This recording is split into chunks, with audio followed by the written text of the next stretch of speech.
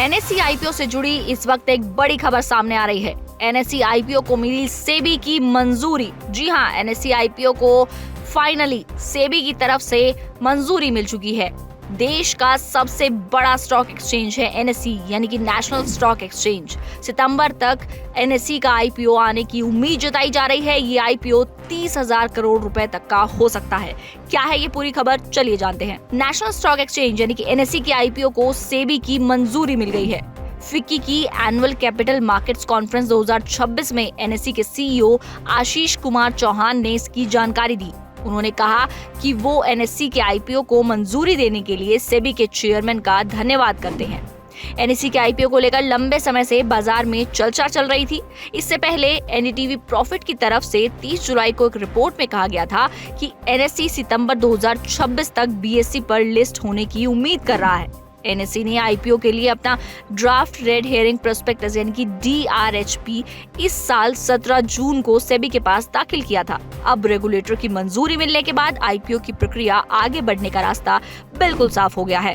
अगर street estimates की बात करें तो उनके मुताबिक एनएससी का आईपीओ करीब 30,000 करोड़ रुपए से ज्यादा का हो सकता है। अगर ऐसा होता है तो ये भारतीय शेयर बाजार का अब तक का सबसे बड़ा आईपीओ बन सकता है। ये Hyundai मोटर्स इंडिया के 27,870 करोड़ रुपए के आईपीओ को भी पीछे छोड़ देगा। ब्लूमबर्ग की पहले की एक रिपोर्ट के मुताबिक एनएससी आईपीओ के जरिए 5.26 लाख करोड़ रुपए यानी कि करीब 55 अरब डॉलर तक की वैल्यूएशन हासिल करने की कोशिश कर रहा है। डीआरएचपी के मुताबिक एनएससी का आईपीओ पूरी तरह ऑफर फॉर सेल यानी कि ओएफएस होगा। इसमें मौजूदा शेयर धारक करीब 14.89 करोड़ इक्विटी शेयर्स बेच सकते हैं, जो एनएससी की कुल पेड अप इक्विटी कैपिटल का करीब 6% है। एनएससी ने इस आईपीओ के लिए 20 बैंकों को भी नियुक्त किया है।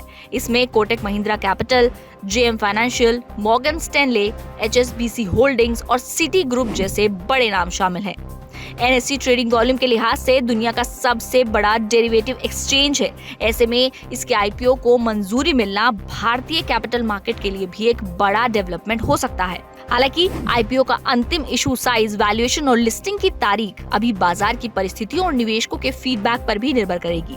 फिलहाल सेबी की मंजूरी के बाद एनएससी की बहुचर्चित लिस्टिंग की दिशा में एक बड़ा कदम आगे बढ़ गया है, क्योंकि काफी लंबे समय से निवेशक इसका इंतजार कर रहे थे कि इस आईपीओ को कब ये मार्केट में दाखिल होगा। अब जब भी इसकी बाकी की डिटेल्स आएंगी उन पर भी हमारी लगातार नजर बनी रहेगी और उन डिटेल्स को जानने के लिए आप लगातार देखते रहें जागरण बिजनेस।